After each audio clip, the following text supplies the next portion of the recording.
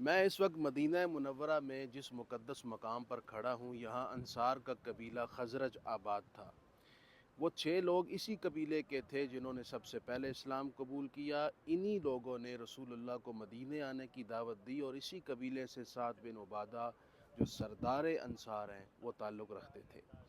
اس مقدس مقام سے آج کا میرا پیغام ہے پاکستان کی مشہور خاتون ماریہ بی کے نام۔ اللہ تعالیٰ شر اور فتنے کے خاتمے، حق اور سچائی کے فروغ کے لیے جسے چاہے چن لے۔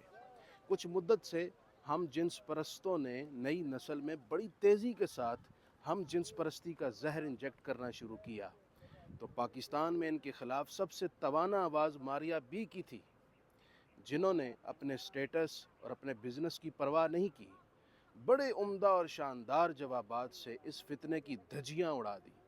اللہ تعالیٰ ماریہ بی کو سلامت رکھے اور کامیاب کرے۔